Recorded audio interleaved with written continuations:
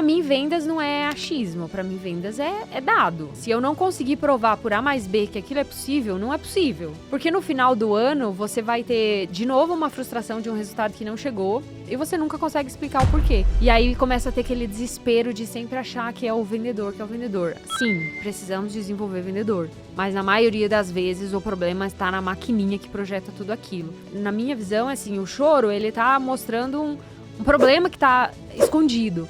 Então vamos falar do problema, porque o chorar numa reunião não deveria ser normal. Precisa entender, né? O que tá causando. E ele fortalece o estereótipo de que a mulher chora à toa. Então eu já ouvi homens falando: putz, trabalhar com mulher é complicado, porque daí se dá qualquer feedback e elas choram. E aí o homem resiste ao feedback. Isso tá por trás de uma bagagem tão grande que a gente tem que desconstruir, que é o mesmo feedback que eu dou pra mulher, eu tenho que dar pro homem. Só que é o feedback equilibrado. Eu não vou ser agressivo com o homem e doce com a mulher. Eu vou ser ponderado. Assim, hoje a gente tem a maior taxa de suicídio é entre os homens, né? Porque eles têm um pouco dessa dificuldade de falar, de verbalizar, e coisa que a mulher já tem mais facilidade. Então, quando a gente traz todo mundo pra mesa, quando a gente conversa mais com o homem, a gente começa a esclarecer as coisas. E o problema que parecia ser velado, que ninguém entendia, começa a ficar claro. Se toda vez numa reunião eu peço pra mulher pegar o café, ou pra mulher fechar a porta, ou pra mulher anotar a ata, é uma microagressão, né? Uhum. Só que a gente às vezes não percebe, ninguém sabe, assim, até que a gente comece a falar daquela situação. Então, muitas coisas eu fui entender depois, mas eu passei por situações extremamente complexas.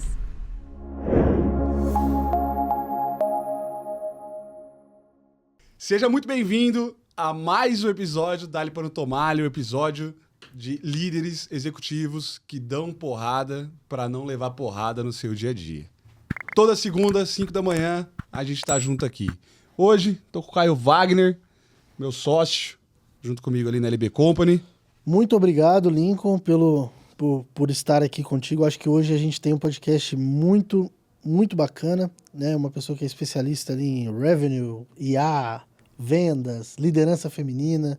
Então, quem estiver assistindo tem muito conteúdo aí.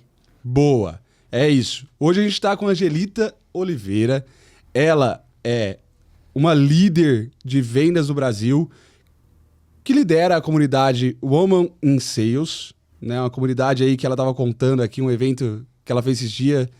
Ela falou, um evento pequenininho, só 300 mulheres foram nesse evento.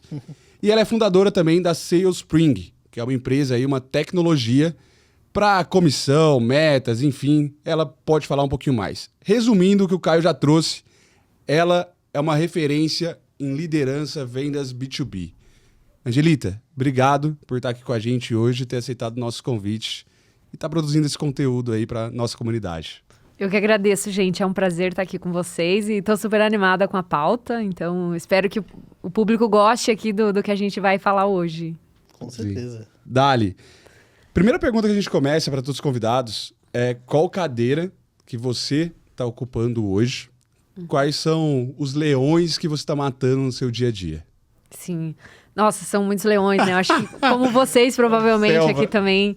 Essa semana, inclusive, eu tive que recusar um convite para dar aula numa universidade, porque eu falei, eu não posso me ausentar hoje, né, algumas manhãs, sendo que tem a empresa que está no primeiro ano, que é a SalesSpring.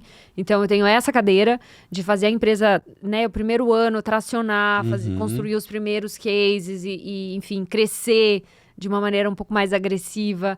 Tem a comunidade, né, que hoje ela evolui de uma maneira mais orgânica, porque ela é feita por todo mundo que está ali, mas a gente tem que dar uma atenção, a gente tem que ficar ligada, antenada nas pautas que estão ali. Então, tem essa cadeira também. E eu faço algumas mentorias também para algumas líderes de lideranças de revenue de startup. Então, eu estou mais ou menos nessa cadeira. Eu tenho um compromisso que eu, para mim mesma, assumi muito forte, assim, de ter cada vez mais lideranças de revenue preparadas com dados para fazer uma gestão mais justa e mais eficiente também. Então, eu sempre levo isso comigo em qualquer treinamento que eu vou fazer, curso, conversa. E é um prazer enorme poder estar aqui nesse espaço com vocês para trazer um pouco disso também. Animal. Que legal. Só pra gente, galera, entender assim a dimensão. Estamos falando hoje da comunidade com quantos membros? Olha, no total do ecossistema, a gente está falando de mais de 5.000 pessoas. Que legal. E disso a gente está dividido ali entre pessoas que fazem parte de um grupo um pouco mais premium, que são membros que pagam um valor para ajudar a comunidade. Uhum. E a gente tem um outro grupo, que é um grupo mais gratuito, né? Que ali a gente ajuda elas a encontrarem recolocação, ter acesso a alguns cursos gratuitos. Todo ano, a gente faz uma formação gratuita de inclusão no B2B. Então, é um curso que tem algumas aulas mais introdutórias para o B2B com o objetivo de introduzir. Legal. Né? Então, hoje, essa pauta ela cresce um pouco em cima do percentual que está entre 25% a 30% apenas da presença feminina em vendas. Então, espaços como esse aceleram e abrem mais caminhos. Então, a gente trabalha em cima desse dado, né, para ajudar na recolocação.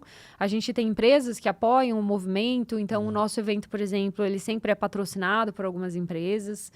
E é assim que o movimento hoje vai crescendo. Você estava contando pra gente como, antes de a gente abrir, como você fundou, né? Uhum. O que foi, assim, Conta pra audiência, como é que nasceu esse movimento Porque já tem aí o quê? Já tem uns 5 anos, né? A pandemia foi na pandemia. A pandemia tem 5 anos? por aí, de 2019, 6 anos já. Por aí. Não foi nada intencional. Eu tinha acabado de assumir uma liderança comercial e eu precisava dar uma movimentada, contratar gente. Sabe quando o líder entra e ele precisa mostrar trabalho? Vou trazer uma galera nova. Sim. E eu pensei em trazer mulheres, não porque eu entendia nada da pauta, eu não... Às vezes a gente sem dados, né, a gente não é nada. Sim. Mas eu sentia que trazendo essa equidade, né, pro time, eu sentia que o time ia dar uma oxigenada também e tal. E nessa, a minha ideia foi, eu abri vagas, mas poucas mulheres se candidatavam para as vagas. E aí... eu resolvi fazer um cursinho gratuito, chamei umas amigas e falei, eu quero fazer um cursinho gratuito, divulgar pelo LinkedIn só para mulheres. Vocês topam entrar comigo? Elas toparam, me ajudaram a montar a pauta, fizemos uma ementa com algumas aulas, divulgamos. No final, a gente teve umas 10, 11 mulheres formadas. Legal. E a gente abriu para feedback, né? E eu super preocupada com a pauta, com a ementa, você conseguiu aprender e tal. E elas trouxeram muito mais o lado do acolhimento. De sentir que elas não ouviram durante o treinamento nenhuma piada em relação, por exemplo, a mulher ser interesseira, que às vezes rola um comentário assim, né? Eu já ouvi num treinamento que o cara falou, porque você tem que ter um carrão pra atrair a atenção da mulher. Eu falei, meu Deus. Nossa. A gente sabe dos problemas que a gente tem, né? Mas quando você tá num treinamento de vendas, assim, a gente tem que tomar um pouco de cuidado, né? E aí, eu senti que precisava ter um espaço onde elas se sentissem inspiradas e sentissem que elas têm espaço.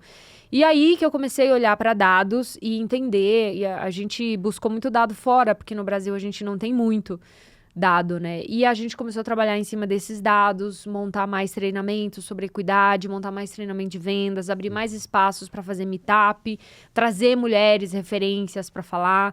Recentemente a gente gravou com uma liderança do Google, a Silvia, e foi super legal, assim. A gente trouxe no nosso evento uma referência também lá da AWS, eu posso falar os nomes aqui? Claro, com certeza. E, assim, são mulheres que inspiram e mostram que dá para chegar lá, então isso fomenta muito a causa, então, Não, legal. Desculpa, eu me movimentei aqui. Mas eu já finalizei. Não, mas eu queria entender, assim... Quando você foi para essa posição de liderança, tu já estava no mercado. Tinha coisas que você via, algo que te incomodava, falando desse assunto em si de equidade, etc. E que, querendo ou não, você não tinha onde pesquisar? Ou só foi enxergar isso realmente depois que você fez o curso? Eu fui entender muitas coisas que eu passei só depois que eu comecei a trabalhar com a comunidade, porque muita coisa acontecia comigo e eu não entendia, eu achava que era normal. E aí, quando você começou a ter outras pessoas falando que passaram talvez coisa. pela mesma situação, você fala, gente, aquilo que eu achei que era normal, talvez não fosse, né? A gente tem uma parceria com o Movimento Mulher 360, que é um movimento que ajuda as empresas a trabalharem essas questões equitativas, né? Porque o problema da falta de equidade de gênero, ele é ruim para todo mundo, ele é ruim para o homem também. O homem também sofre, né, com isso, porque...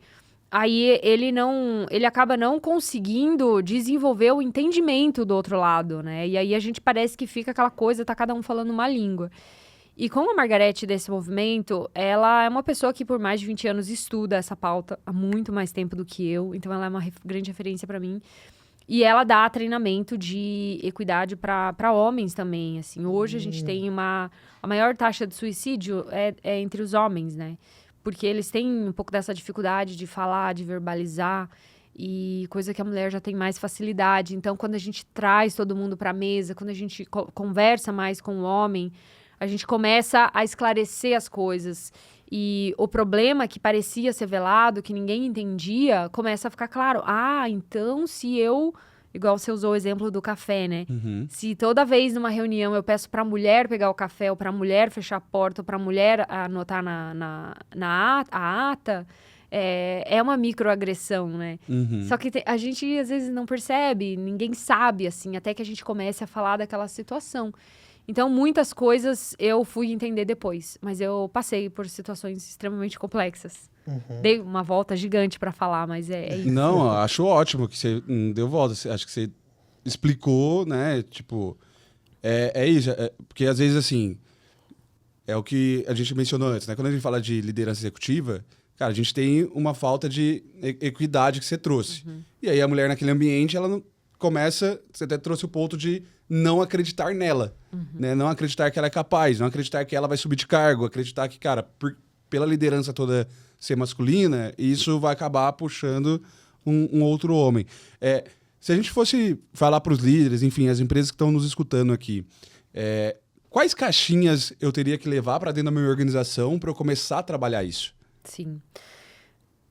Eu sempre sigo o caminho da lógica do dado e do processo, porque ele ajuda muito a gente nisso. Então, por exemplo, quando eu tiro o viés do resultado, que é focado num estereótipo, e eu coloco em performance baseada em dados, eu já começo a tirar o viés do gênero.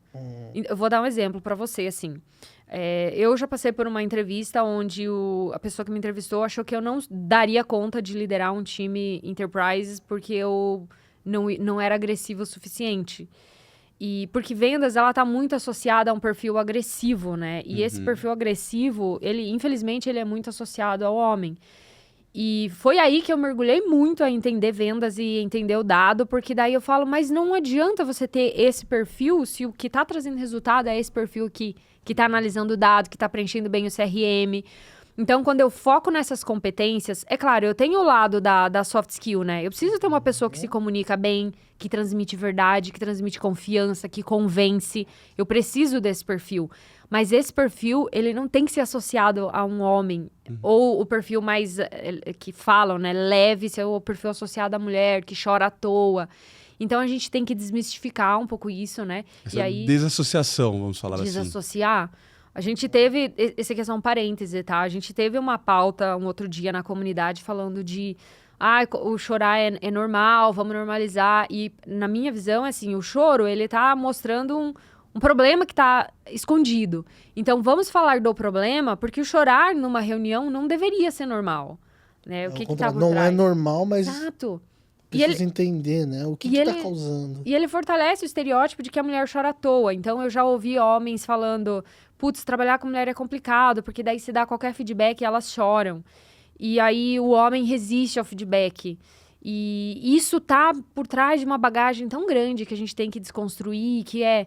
Cara, o mesmo feedback que eu dou pra mulher, eu tenho que dar pro homem. Só que é o feedback equilibrado. Eu não vou ser agressivo com o homem e doce com a mulher. Eu vou ser ponderado. Então, por exemplo... Vocês conhecem um livro que chama Radical Candor, que é Já ouvi falar, mas eu nunca li. É uma metodologia que fala muito sobre... Eles trazem um método sobre dar feedback, que é você tem que ser direto, mas humano. Você não pode ser manipulador, do sentido assim, eu vou manipular essa pessoa para falar o que eu quero que ela entenda, para ela fazer o que eu quero que ela faça. Mas no final eu não falo exatamente qual que é o problema dela, que é... Cara, você não tá fazendo uma boa reunião por conta disso, disso e disso, e eu tô aqui pra te ajudar. O que tá acontecendo? Porque eu tô preocupada com essa pessoa. Eu não quero só falar uma coisa ruim pra ela porque eu tô com raiva ou eu tô chateada porque alguém me cobrou por um resultado. Então, quando eu começo a trazer esse lado humano com dados, eu vou tirando o estereótipo e eu vou tratando todo mundo igual. Tem estudos que falam, né, que a mulher se desenvolve menos porque ela recebe menos feedback, porque dependendo do feedback ela chora. E a gente tem que parar com isso, né? Então, assim, não é pra chorar no feedback, mas o feedback tem que ser humano, tem que ser justo. Então, o choro, ele não deveria ser normal no sentido de receber um feedback e chorei porque ou foi muito agressivo ou porque eu não tô preparada pra ter conversas difíceis. Então, a gente trabalha muito isso. Pode falar, Caio. Desculpa. Não imagina. Sinal de alerta, né?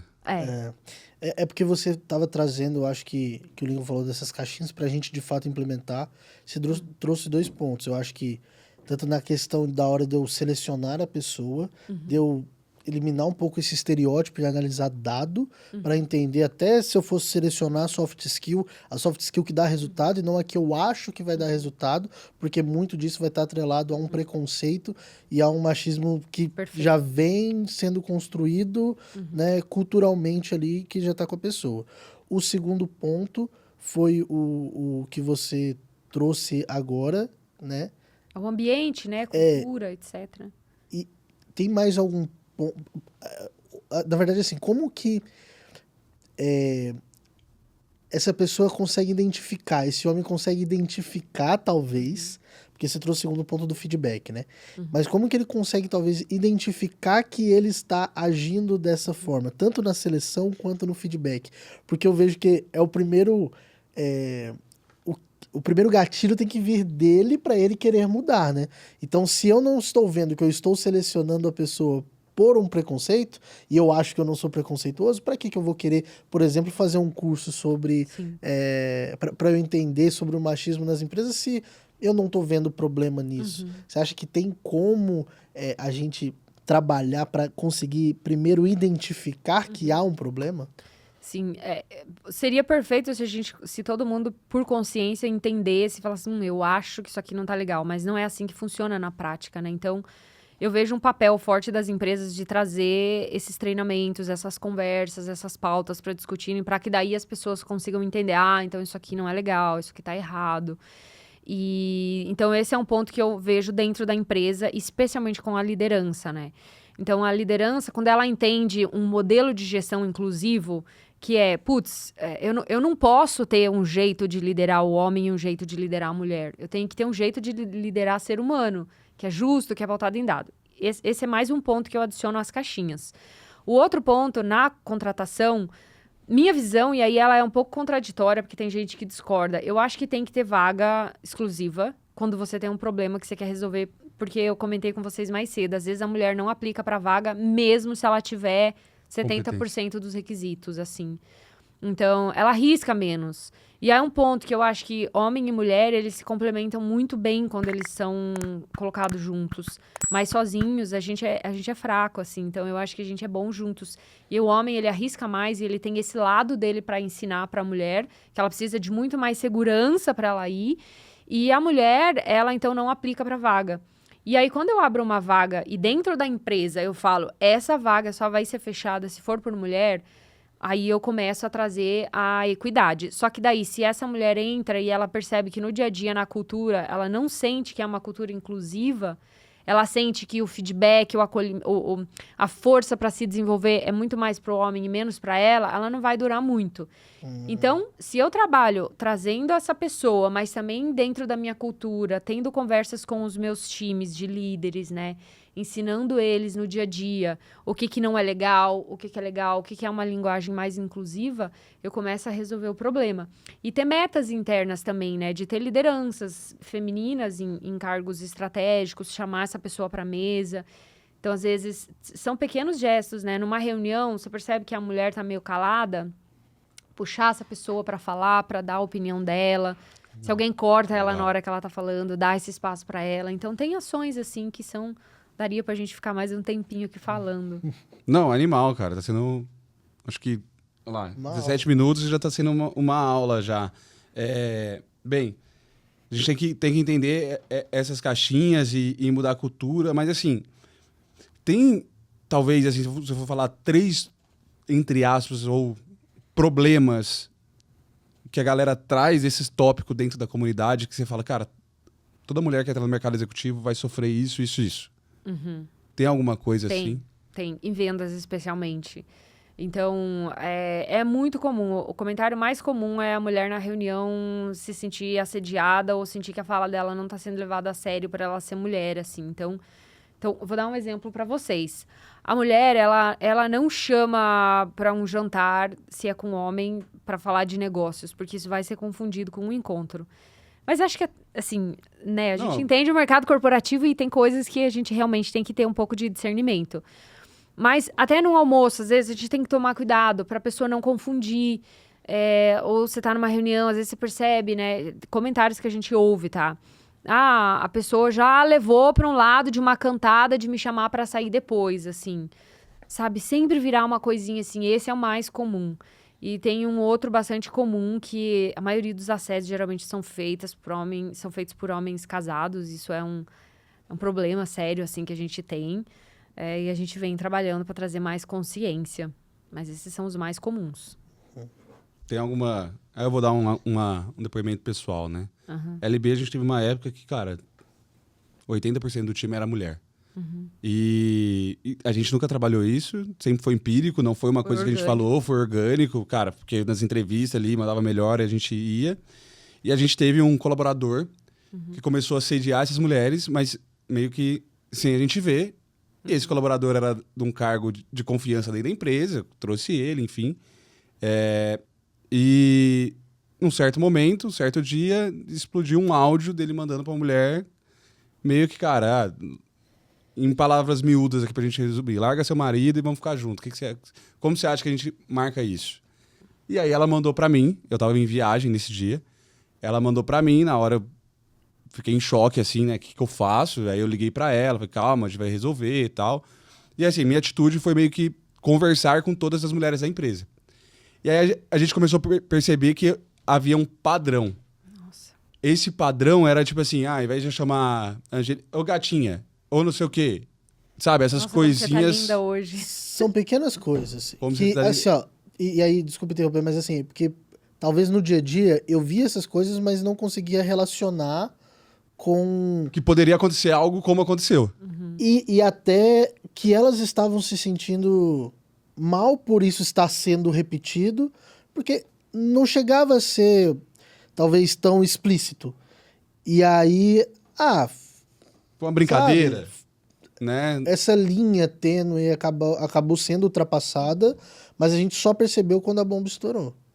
E assim, a pergunta é, como será uma liderança com dono de empresa, ele percebe isso antes? Olha, Porque a mulher, ela sente medo de falar. O que depois todas falavam pra mim quando a gente tirou essa pessoa foi, cara, era difícil falar pra você porque ele era o cara que cuidava do seu dinheiro. Então, meio que, assim... é por isso que é uma questão grave, porque ela é complexa, né? E geralmente a pessoa, ela tá num nível abaixo, ela é uma subordinada, então ela está numa posição de que se eu reclamar eu posso ser demitida. Então é super complexo, não é simples. E infelizmente não existe uma receita que fale, se a gente fizer isso acaba com o problema. Eu não acho que vai acabar, porque o ser humano é complexo, né?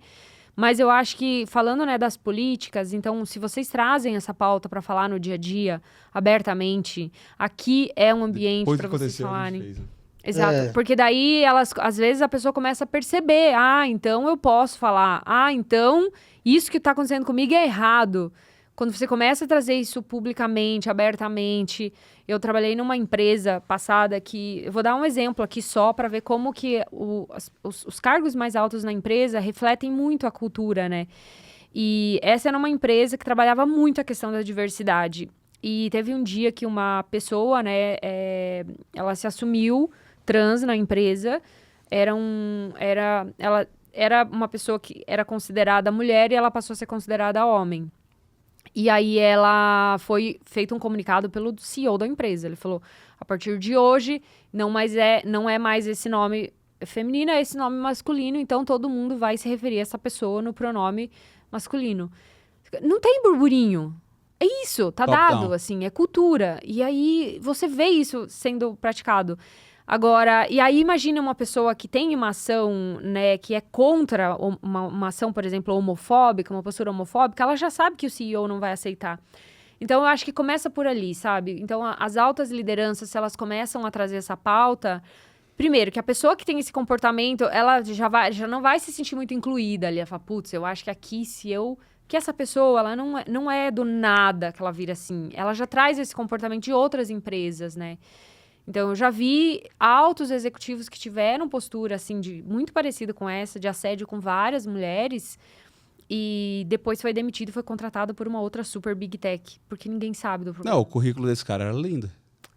Entendeu? Ele tinha passado em algumas empresas e falou, caraca. E o trabalho também, assim, ele sabia fazer coisa, mas, cara, era um negócio que incabível. Mas vamos falar, então, é de dentro da empresa para fora, né? Então, cara, é você não esperar o problema para comunicar isso. É você começar a criar uma cultura, talvez, de treinamento, de rotina, sei lá, trimestre, mensal, que tu traga essa pauta com alguém explicando, com alguém falando para dentro da empresa. Mais ou menos o caminho que talvez previna isso. Exato. Esse é o melhor caminho. Legal. E outro ponto que você falou, né, que das vagas, né, porque isso gera polêmica às vezes quando tem essas vagas específicas para determinados grupos. Então, essa vaga é para preto, essa vaga é para mulher, e você joga a favor disso quando diz da vaga para mulher. Mas qual que é o cuidado, né, de... Cara, simplesmente eu vou abrir vaga para mulher para poder parecer bonitinho e depois que essa mulher chega, eu não ter isso na cultura do time. Isso acontece? Você já viu acontecendo? Sim, qual o cuidado acontece. tomar para não ter isso? Acontece. Eu sou super a favor de qualquer vaga afirmativa também para pessoas pretas, pessoas trans, porque eu acho que é um jeito de dar acesso para grupos minoritários, né, a chegarem em lugares que, se ela fosse pela competição meritocrática, ela não chegaria às vezes. Não quer dizer que essas pessoas não sejam competentes. Às vezes são outras questões, né, que estão por trás. Então, desculpa, eu me perdi. Era em relação a... Cara, beleza, eu vou abrir essas vagas que são específicas, mas depois que essa pessoa chega, Entendi. eu não preparei a minha casa para poder receber. Eu falei que ela seria bem-vinda, mas ela chegou aqui e ela foi expelida pela própria cultura. Sim. Isso acontece também? Acontece, até porque não é um caminho rápido, né? A gente pensa que, se eu pegar um playbook aqui e fizer isso, isso e isso, vai funcionar. É demorado, porque mudar a mentalidade, às vezes, das pessoas que fizeram aquilo por anos. Então, você pegar... Tem uma galera que é mais resistente, às vezes, à mudança, né? E aí, se transformar isso leva um pouco de tempo. E aí, a pessoa, nesse período de transição da empresa, ela vai, às vezes, não se sentir acolhida e ela vai sair. Então, quando você pega um ambiente, assim, que fala, nossa, a gente já tentou, mas, assim, mulher não fica e tal, você já sabe, é uma cultura que ela não se sente bem. Sim. Justo. Agora de achismo total pra gente fechar esse tema e entrar um pouquinho em vendas. Tá. Eu percebo que, antigamente, quando você ia se cadastrar pra uma vaga, você colocava seu currículo lá, suas experiências, sexo masculino, feminino. Hoje, quando você vai se cadastrar nas vagas, a gente tem transgênero, etc. Tem as opções lá. Bom, aí, achismo, né? Isso não faz a pessoa ter receio de colocar o que ela realmente é ali? Em que sentido? Selecionar como ela se identifica? Boa. Como ela se identifica, né? A minha pergunta é assim, você acha que a empresa deveria mesmo perguntar isso? É importante a empresa perguntar, porque se a empresa sabe, às vezes ajuda ela a saber como tratar com aquela pessoa, né? Então, por exemplo, uma pessoa trans, como você quer ser tratada? Porque às vezes, sabe, a comunicação ela precisa ser um pouco mais aberta. Eu sou sempre a favor da transparência. E ali no comecinho é bom, porque se a pessoa entra... Talvez tenha aquela empresa que vai falar, putz, já que você é isso, não vou te contratar. Talvez Esse é o meu tenha. receio, entendeu? É de pergunta... Tem lá as perguntas, é branco, pardo, negro? Tipo... Eu acho que, em geral, é porque talvez elas querem...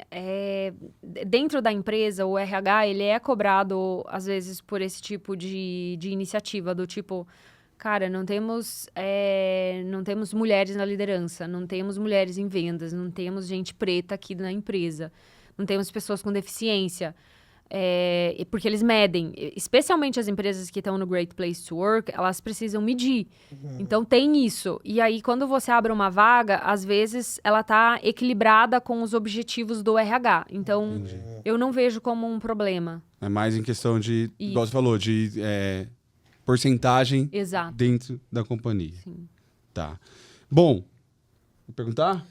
Falando um pouquinho de vendas, né? Vamos falar de venda agora. A gente já falou muito da comunidade. Eu acho que já deu para clarear para muita gente. Não, e foi uma aula que eu acredito que quem está nessa posição de liderança, de empresário, precisa se atentar a isso, porque é uma pauta extremamente importante, né? Tem um post que você fez no LinkedIn recente. A gente estava te stalkeando. E diz o Ela seguinte... posta bastante no LinkedIn. Né? Não adianta dominar a técnica de negociação se a gestão não sustenta resultados. Se fosse explicar um pouquinho, explorar mais essa frase aqui para nossa audiência, que não viu esse post completo. O que significa isso? Não adianta dominar a técnica se a gestão não sustenta. É porque, assim, às vezes a gente tem aquela pessoa que estuda muito vendas, que leu vários livros, mas às vezes ela peca no básico. E a gente pode trazer um exemplo disso para a gestão e um exemplo para quem está na ponta, o vendedor. Então, assim, o vendedor que estuda, mas na prática ele não faz o follow-up rápido, não manda uma proposta rápida, ele esquece de fazer as tarefas. Ele leu lá o Spin leu Exato. objeções, bunch, sabe tudo, mas na hora de fazer... Eu imagino que vocês fazem muita entrevista, né? E eu sempre gosto de perguntar o quanto aquele profissional vê vendas como uma carreira ou como ele tá ali numa transição para ganhar dinheiro e ir embora, assim. Legal. Porque, assim, eu acho que a pessoa que vê vendas como carreira, ela vai estudar, ela vai se desafiar, ela vai querer ser o melhor. Quando a pessoa não vê vendas como carreira, ela não tá nem aí para entender o que é um spin selling. E assim, o spin selling não é o que faz você vender mais, mas é um conjunto de várias coisas, né? E às vezes a pessoa usa na entrevista, não, spin selling, Domina. sei o que é, domina. Na prática não usa, assim. Na prática não faz o básico, na prática não faz o... Sabe, você terminou uma reunião, vai mandar a proposta daqui 5 dias. Mercado competitivo do jeito que tá, né? Concorrência nascendo toda hora. Eu vi essa semana passada, eu acho, uma divulgação de uma nova empresa portuguesa entrando no segmento de RH no Brasil aqui. Estão falando que estão brilhando. Eu falo, gente, a gente... Não basta a gente ter que competir com o próprio brasileiro. O Brasil é um país que entra competidores de fora o tempo inteiro, assim. E eles vêm forte, né, para competir. Legal. E a gente testa muito atendimento, né? Então, cara, às vezes o atendimento, enquanto a pessoa tá falando com a gente faz um cliente oculto, né? Simula ali que vai comprar o produto ali daquela empresa e faz o atendimento ali com o vendedor. E o que a gente mais vê é falta de follow-up. Então, assim, mesmo a pessoa que tem técnica, que sabe negociar, que sabe spin selling, que faz as perguntas certas, que induz para uma reunião, que vai fazendo todo o processo... Cara, se ela não faz o follow-up, acabou, né? Ela vai perder aquela pessoa. Então, é o básico. Vendas é persistência e resiliência, né? E a persistência e a resiliência, ela mata qualquer técnica. Porque a melhor técnica... Assim, às vezes você perde uma venda porque você deixou de fazer o follow-up no momento certo. E sabe quando você vai numa loja e você é tão bem atendido que você compra? Reciprocidade. Exato, tem os gatilhos lá, né? claro. Então, assim, é básico. Mas é o que você falou, é natural, né? É. Como é que você força um gatilho de reciprocidade? É natural, é o ser bem atendido na loja, né? Sim. Esse do cliente oculto é legal, porque assim, ó, com certeza 80% das empresas que a gente faz, o que mais peca é o follow-up. Então a pessoa fala com você, passa pra ele, tá bom, vou ver aqui. Nunca mais chama. Aí acho que entra até um pouco do que a gente falou antes, CRM, controle, né? Sim. Cadência. Assim, só pra gente já puxar a pauta. Como a Sales Spring ajuda as empresas hoje? Sim.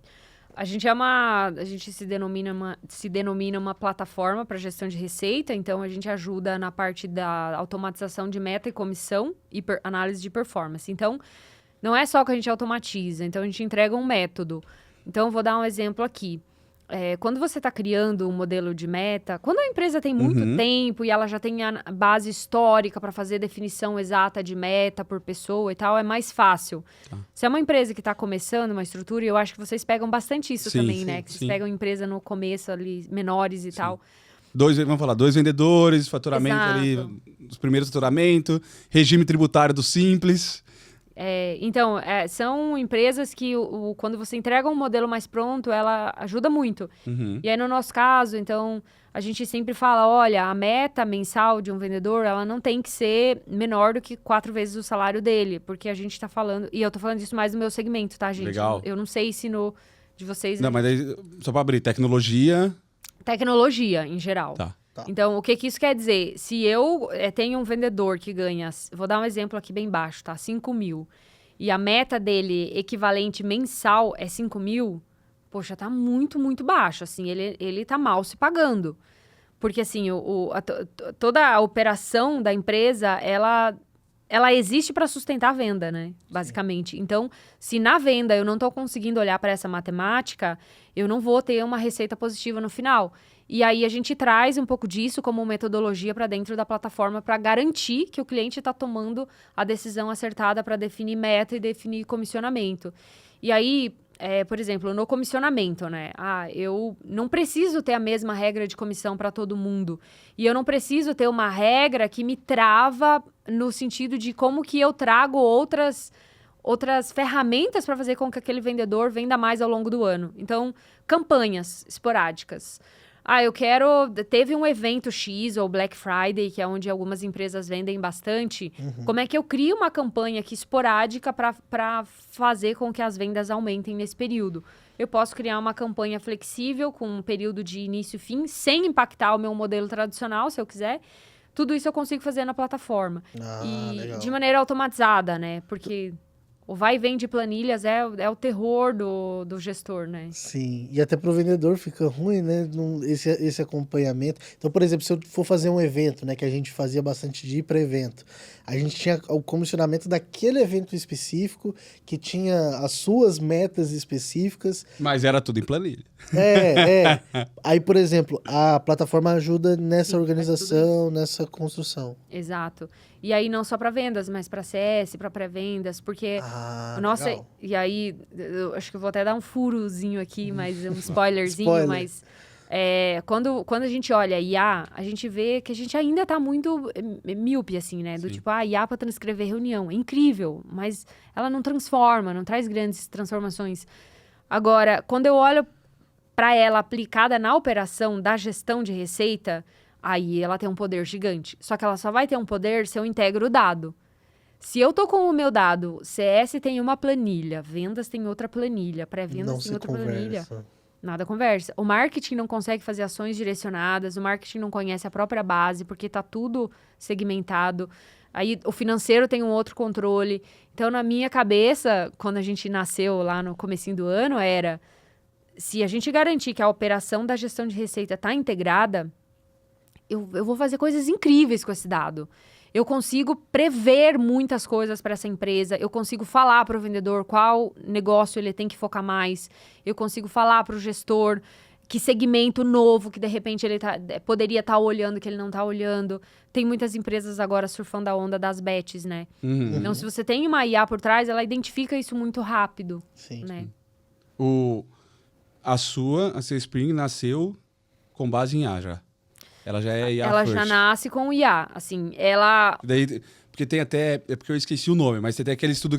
Eu vi um estudo esses dias, acho que foi do Gartner até, que mostra o crescimento do SaaS, e aí comparando, tipo, 2014, 2015, as ondas, e mostra o crescimento da... Eu esqueci o nome, mas é IA Native, sei lá. A empresa que já é nativa IA, como ela tá crescendo e desenvolvendo. A de vocês já é uma empresa nativa de inteligência artificial. A gente tem a IA desde que a gente nasceu, só que o método roda sem a IA, se a gente quiser. Porque a IA, ela é uma das camadas. Então, por exemplo, a gente usa metodologia preditiva também como uma IA para prever o que a empresa poderia fazer com base no passado, né? E a gente também usa outras IAs. Então, dependendo do módulo, é um tipo de IA que a gente usa. E aí, só que se eu falar, putz... vamos tirar toda a camada de IA. A gente ainda tem o método de uma definir... base SaaS Exato. tecnológica. Exato. Então, a gente acredita que isso traz uma segurança para o negócio, porque as IAs aqui, né, estão crescendo muito, a gente não sabe o que vai acontecer. Sim. E quando a gente fala de liderança comercial e essa questão aí, o que você mais vê de erros que acontecem assim no mercado? Cálculo de comissão, meta, o que a galera mais erra? Tu trouxe um número que eu queria até retomar ele. Tem que custar 4 vezes a receita Pelo em SaaS? menos. Pode ser mais do que isso, tá? Tá. Você pode falar, aí você vai olhar para tua operação, não, mas aqui no meu histórico, um vendedor consegue trazer mínimo 10 vezes o salário dele. Isso começa a virar o teu método, a tua lógica, sabe? Sim. É porque às vezes eu vou pegar Essa o lógica é 4. bacana. É legal ter esse princípio, mas é que às vezes eu vou pegar o 4 pro meu mercado ou no histórico da minha empresa eu já tenho mais. Eu ajusto em relação a isso, mas menos é perigoso, né? Exato. O Legal. menos, ele não é sustentável, né? Sim.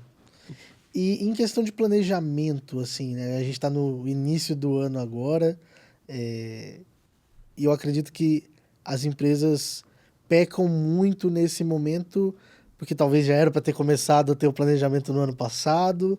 E o que você vê para as lideranças, assim, que é o principal, que você aplica nos seus negócios e o que você passa também para as líderes que Sim. têm de mentoria e tudo mais? Acho que isso complementa também com a Com a minha pergunta do pergunta, Lincoln, total. né? Eu vejo que parece que na nossa cabeça assim mudou o ano, página nova, né? E a gente esquece de olhar para o que foi o ano passado, História. o que aconteceu, qual foi a sazonalidade, qual foi a minha performance. E aí eu construo uma nova meta, mais agressiva ainda. Eu sou super a favor de metas agressivas, desde que elas sejam factíveis, né? Então, assim, se eu não tiver um plano que sustente essa meta agressiva, ela vai ser extremamente frustrante, assim. Para mim, uma empresa que está 3 anos sem bater meta é gravíssimo. Porque ou eu não estou conseguindo fazer um plano que sustenta aquela meta que eu planejei, ou eu estou planejando muito alto, além do que a minha empresa consegue entregar. E às vezes eu não tenho um entendimento muito claro do mercado. Então, eu vejo muito ali que o que os perfis, né, de quem está numa cadeira de liderança mais erram, que é a pergunta do Lincoln, é justamente ter essa mentalidade de olhar histórico para projetar o futuro. Então, parece que é sempre uma página nova e eu não consigo fazer um plano muito claro. Então, vocês devem ter muito essa experiência, né? Que é assim, se eu projetei que eu preciso chegar nesse valor ao longo do ano, eu preciso minimamente ter uma ideia de onde eu vou tirar oportunidades de geração de pipeline. Claro. Eu não vendo sem gerar pipeline. E aí, o que eu mais vejo é... Não, mas a gente mexeu em várias caixinhas aqui, a gente vai contratar uma pessoa para o marketing, então a gente acredita que agora vai ser possível. Para mim, vendas não é achismo. Para mim, vendas é dado. Assim. Se eu não conseguir provar por A mais B que aquilo é possível, não é possível. Porque no final do ano, você vai ter, de novo, uma frustração de um resultado que não chegou e você nunca consegue explicar o porquê. E aí começa a ter aquele desespero de sempre achar que é o vendedor, que é o vendedor. Sim, precisamos desenvolver vendedor. Mas na maioria das vezes o problema está na maquininha que projeta tudo aquilo. Sim. E esse começo, né, do ano de planejamento, na minha visão, assim, o que eu acho que acontece muito às vezes a gente planeja demais sem conseguir sustentar a execução, né? E às vezes eu não consigo entender que o mercado mudou. Então, não dá pra gente negar que a IA trouxe muito mais complexidade pra venda, no sentido de chegar no cliente, porque tá fácil agora. Cara, Tá fácil volume abordar. de post no Instagram, LinkedIn. essas coisas, Eu dei uma desanimada, porque eu falei, é impossível, assim, todo dia cadência de mensagem. Exato. Bom, tem ferramenta hoje que ela automatiza, né, a prospecção via LinkedIn. Sim. Apesar da gente saber, né, enfim, Que é... pode. Aham. A gente sabe. Então, quando chega lá, curtida no post, comentário no post, mais uma mensagem, é automação aquilo. Não é uma pessoa falando com você. Então, ninguém mais liga, ninguém mais responde quando a gente percebe que tá fácil demais. Isso faz com que o nosso trabalho de vendas fique mais difícil, porque agora eu vou ter que ser muito mais criativo. Então, se no meu planejamento comercial eu não considero essa mudança de mercado também e eu só olho para dentro, eu também vou ter um plano mais frágil. Sim. E aí, esse conjunto de ferramentas também que vão me ajudar a chegar lá, né? E você falou a questão de olhar para trás, mas às vezes o mercado muda. A gente também passou por momentos mudanças. assim, né? Sim. Do mercado que a gente estava focando, ter uma alteração, e isso afetou a empresa, e talvez a gente começou a olhar isso já depois que... Tarde. Tarde demais. Tarde demais. Na verdade, né, acho que a gente tinha um comodismo do mercado e a gente queria abrir um novo mercado, mas a gente nunca conseguia priorizar o novo.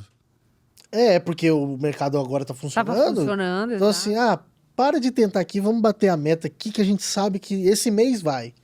E aí esse mês vai, aquele mês não foi, esse mês foi um pouco menos. Aí a meta que era desafiadora começou a virar impossível, o número de pessoas reduziu. Como que a gente faz para poder analisar e tomar esse cuidado para... Talvez eu vou ter que dar alguns passos para trás agora, né? E ter essa maturidade de dar esses passos para trás para poder tornar o negócio sustentável mais a longo prazo. Sim. Nossa, essa é uma pergunta Pergunta de fácil, $1 né? bilhão, né? Assim, eu acho que 90% das empresas têm um problema, né? De conseguir prever com antecedência a mudança e tal. Não é que a gente não consegue prever. Às vezes a gente fala, putz... A gente finge, Você né? tá vendo Acho- ponteirinho, né? Exato. Tá vendo ponteirinho ali e você fala assim, esse ponteirinho aqui vai dar ruim. Mas e aí? A E o gente outro? só segue, né? É. Porque é muito difícil. Você tem que focar na operação e, ao mesmo tempo, olhar para frente. Eu trago de novo a questão do dado e de sempre ter ou alguém focado ou trazer isso como rotina de você começar a olhar para novos mercados. E aí, novos mercados não é necessariamente surgir uma empresa nova, um segmento novo. Mas, às vezes, é identificar um produto novo para o seu cliente, trabalhar uma expansão. Não tá... O crescer, o trazer mais receita para a empresa não está necessariamente em sempre trazer novos negócios para o pipe. Mas, às vezes, trabalhar a tua base também com mais inteligência, oferecer um produto novo para ele.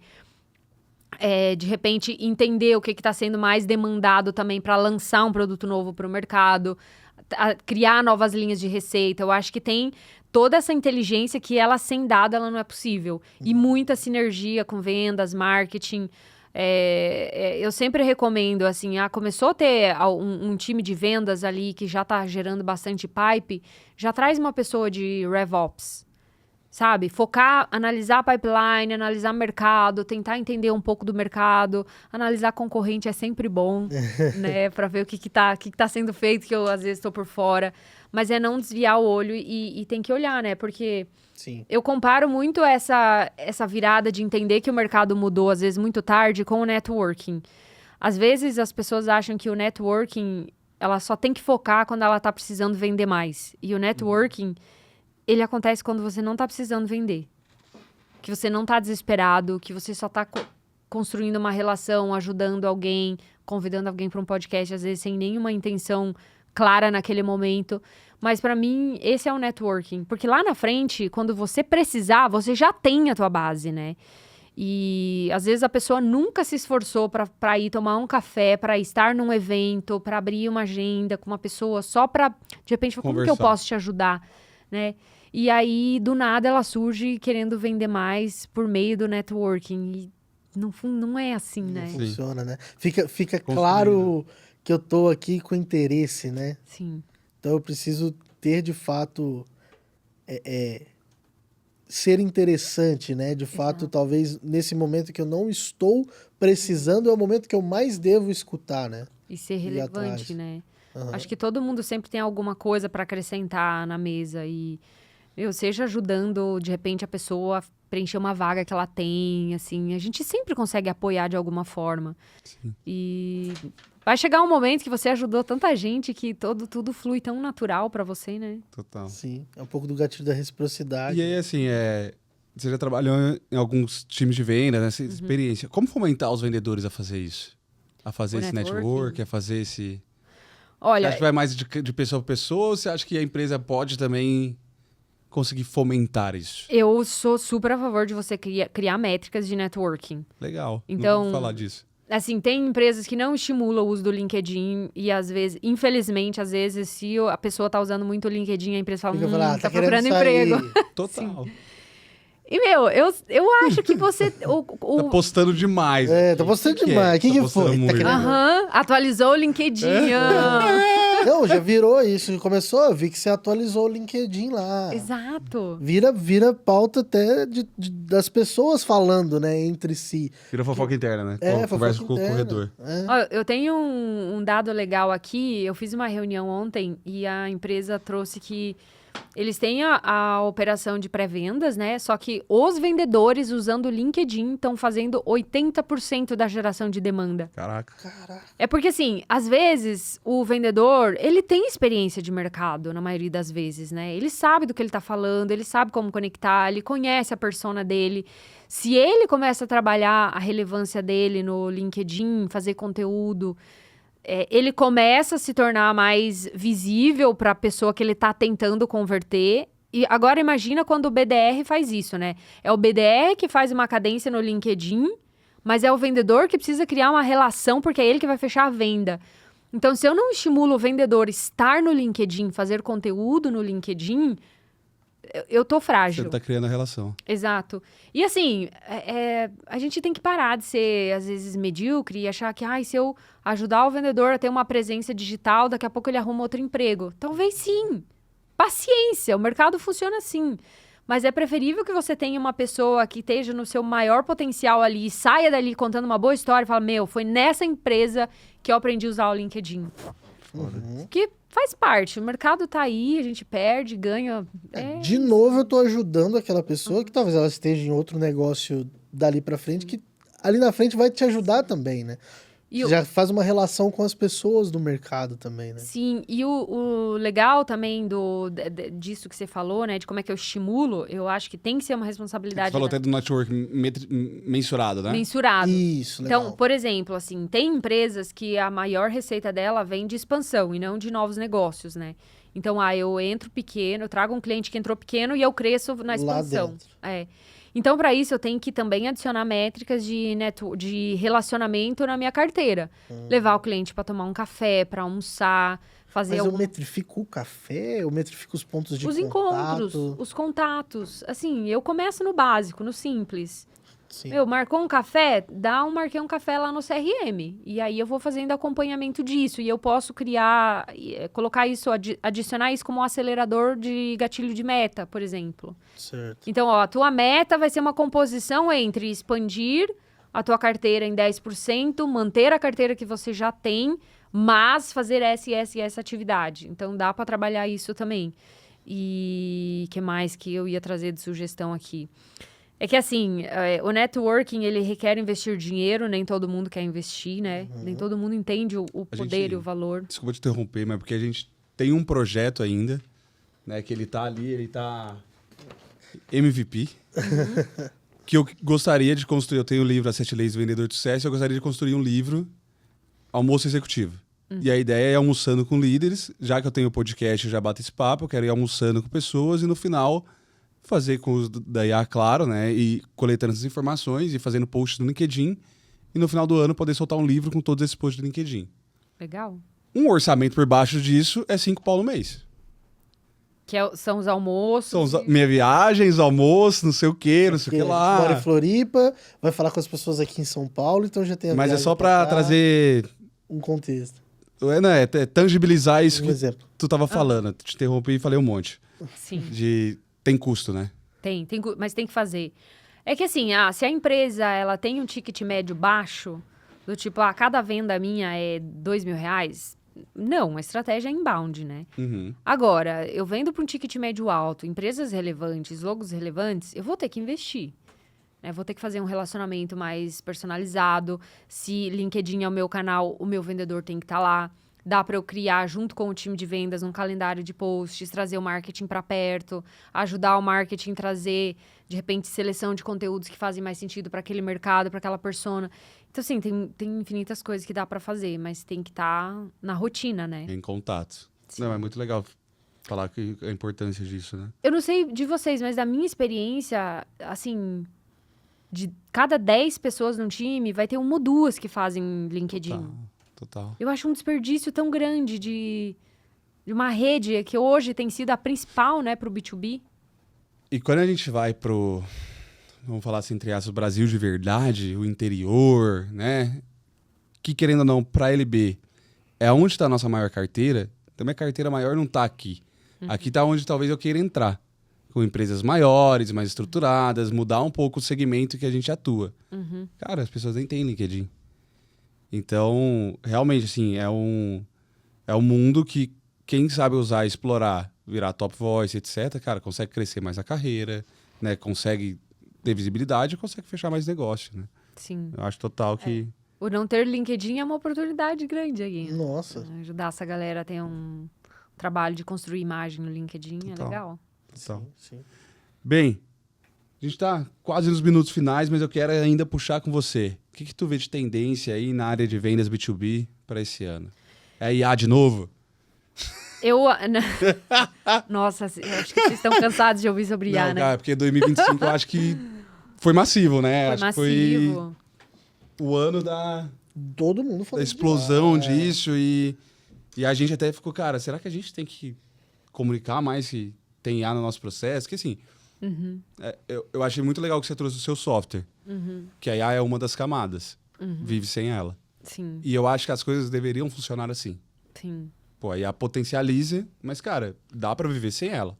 Talvez eu fique atrasado, mas, né? Sim. Olha, quanto mais eu uso Mas pode trazer se for, tá? Desculpa. Eu vou trazer, assim. Não, eu acho que esse vai ser o ano da consolidação, assim. Um monte de empresa vai ser vendida, ser comprada, morrer, porque a galera já tá saturada, vai sobreviver os melhores. E eu vou trazer a minha experiência no dia a dia, assim. Hoje em dia, usando o OpenAI, por exemplo, para as minhas Sim, coisas aplicações. diárias, eu falo, cara, não tô mais gostando de usar, não tá mais me ajudando, porque você já chegou num nível que você já tá muito mais crítico, e eu achei que ela ia evoluir muito mais rápido. Porque vocês estão com esse sentimento? Pô, Sim. E, assim, eu já tô de saco é um cheio, negócio assim. muito simples, né? Eu vim de carro dessa vez de Floripa pra cá. Aí, assim, né? O que é? Não, fala. Beleza.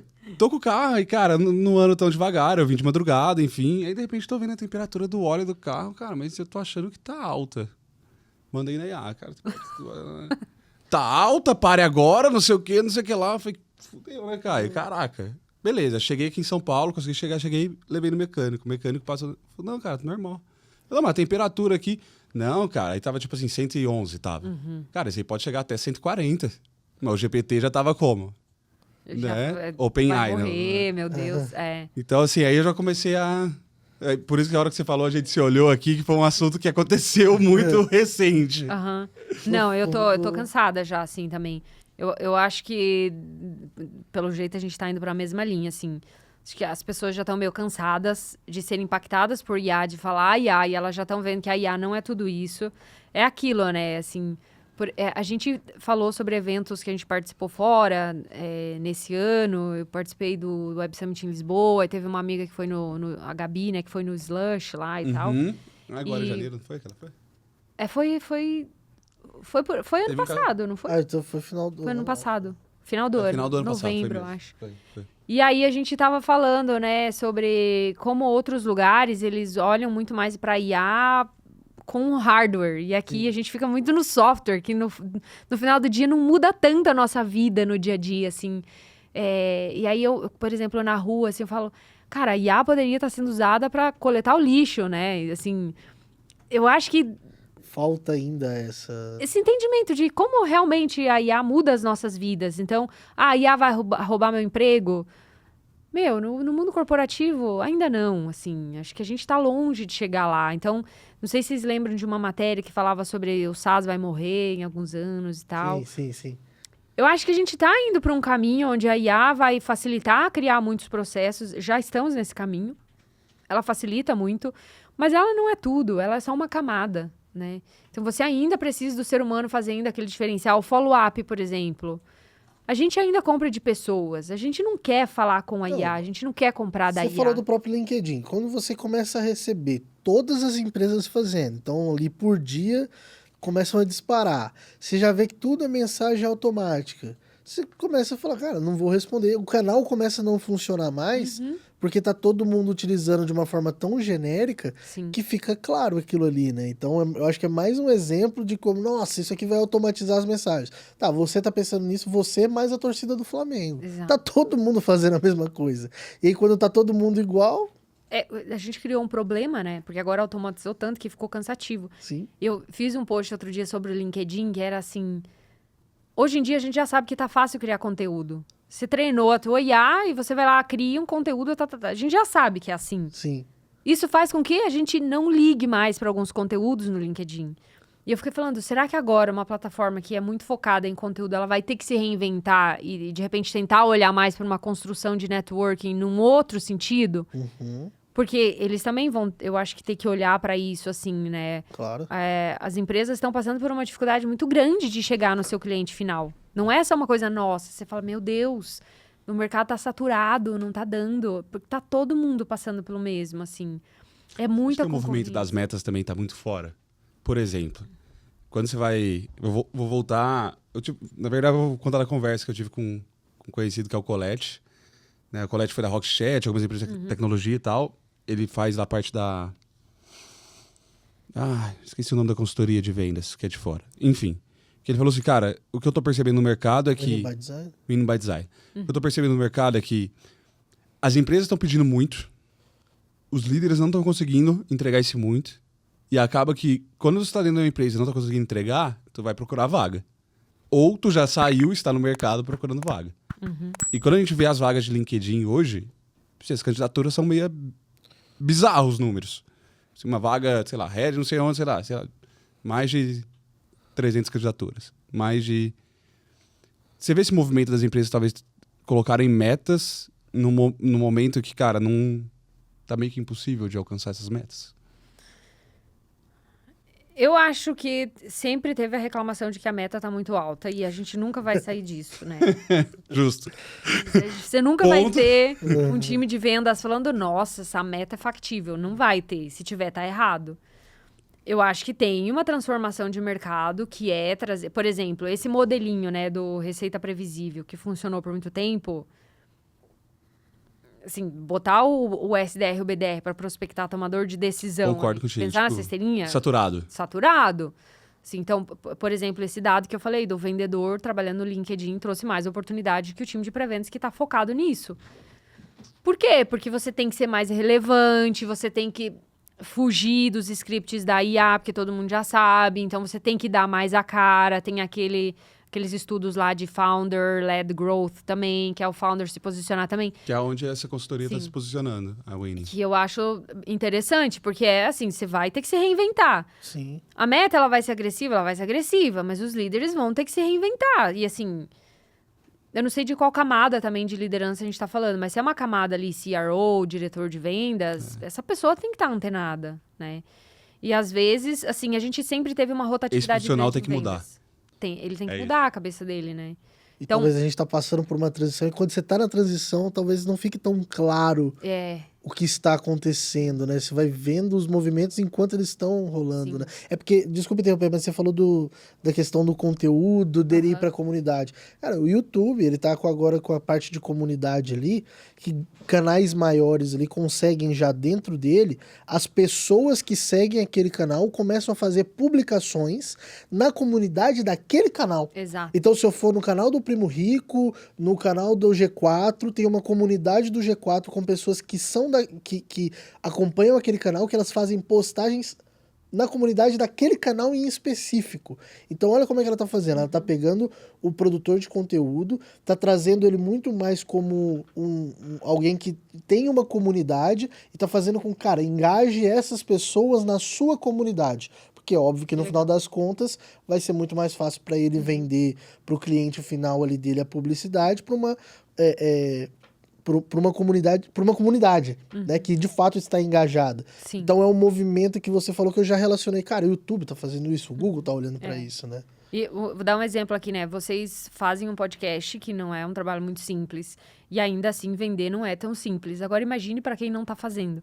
Às vezes você pega a reunião que a pessoa fala, não tô conseguindo gerar demanda. Me fala quais as suas iniciativas.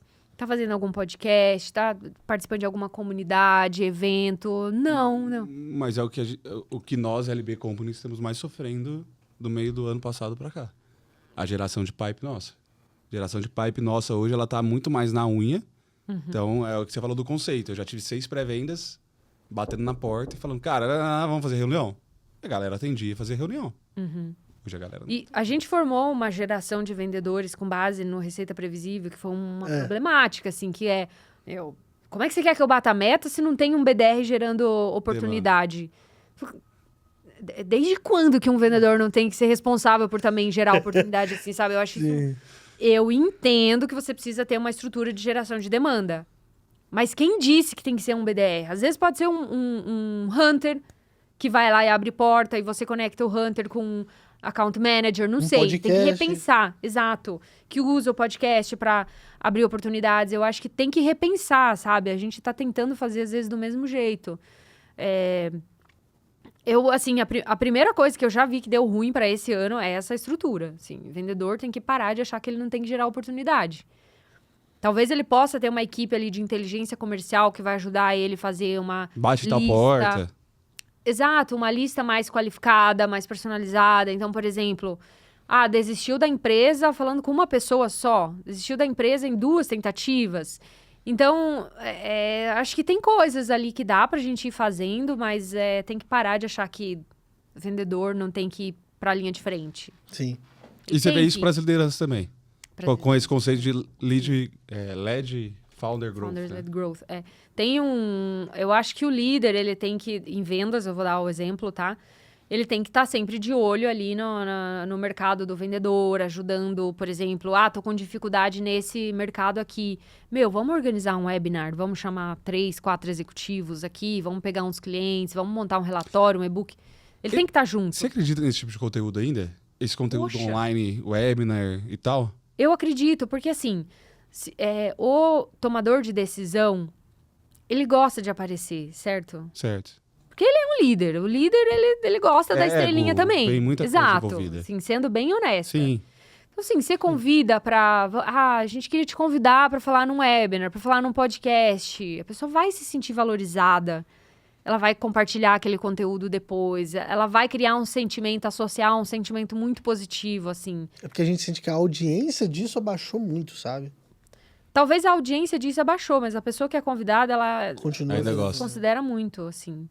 Eu acho que às vezes pode ser que a gente use pouco, explore pouco os conteúdos que a gente mesmo gera. Então, por exemplo, ela fez um e-book, poderia ter explorado de Distribuição. muitas outras formas, né? Ter usado isso numa campanha mais outbound, ter usado isso, né? Talvez usar de forma mais inteligente isso aqui que eu tô... Sim. Animal. Legal. Gente, passou tão rápido que estouramos o tempo. Não, nós estamos fazendo mentoria aqui, né? estamos Tem aqui vários aprendendo. pontos aqui que eu falei, caramba. Tem mais 3 horas aí? Vamos Sacanagem. sair daqui, eu já falei, já isso aqui nós vamos fazer. Que bom. Angelita, gostaria de te dar um presente, que é o nosso livro. Ai, obrigada. Feito para vendedor. 7 leis do vendedor de sucesso. Feito para o vendedor raiz, esse vendedor do varejo, esse vendedor do dia a dia. E a gente sempre encerra aqui, né?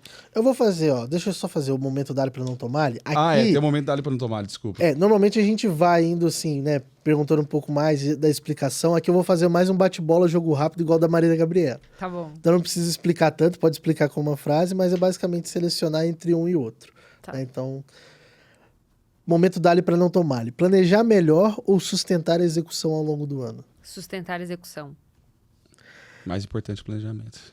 Meta ambiciosa ou meta justa com o time? Essa aqui é complicada. Vai complicar né? ela, e ela já olhou assim, o que eu respondo agora? É que a meta ambiciosa você pode organizar depois para chegar, né? A meta justa, às vezes você deixa de ser agressivo e atingir o máximo potencial. Eu vou pela meta Bah. ambiciosa. Crescer rápido ou crescer sem perder cultura? Olha, no meu cenário de startup, crescer rápido. Mulheres líderes precisam se adaptar ao sistema ou o sistema precisa mudar? O sistema precisa mudar. Representatividade sem poder real ou poder real sem discurso? Poder real? Poder. Poder real sem discurso? Eu não sei se eu entendi muito bem. Representatividade sem poder real ou ter poder real, mas não ter talvez um discurso que impacte? Poder real. Poder real. Legal. Poder real. Boa. Ó, qual conselho, frase de encerramento, qual conselho você daria para líderes comerciais que querem ter um bom ano? Sabendo, que a gente acabou de falar, que o cenário exige mais do que repetir o que sempre funcionou. Eu acho que primeiro é parar de achar que a IA vai resolver todos os problemas, olhar para a IA como commodity e focar num bom plano de execução para sustentar a meta e se adaptar rápido ao mercado. Boa, É o boa. que eu diria. Excelente. Gente, obrigada. Obrigado você agradeço. por ter aceitado o nosso convite. Cara, acho que... Vou falar assim, né? Mulheres como você, que tem uma comunidade que inspira e que colocam, né, vocês na equidade, na igualdade, lutam por essa causa. E, enfim, tem muita bagagem também, então a gente conseguiu falar um pouquinho de tudo. Acho que explorar ali o começo esse tema que é tão importante nesse mês ainda que a gente está soltando o episódio e também a área de vendas e o futuro das vendas. Foi um prazer ter você com a gente. Obrigado, viu, Angelita? Eu acho que a gente vai lançando aqui, né, no mês das mulheres, mas é um conteúdo que serve e é muito importante para os homens, né? Porque a gente Total. viu que Total. a gente precisa dessa educação, né? Total. Tem que furar a bolha e trazer todo mundo para trabalhar junto, Tá né? mesmo. Então, obrigada pela oportunidade. Foi excelente a pauta, as provocações. Então, parabéns também pela iniciativa. Obrigada, gente. Obrigado. Te agradece.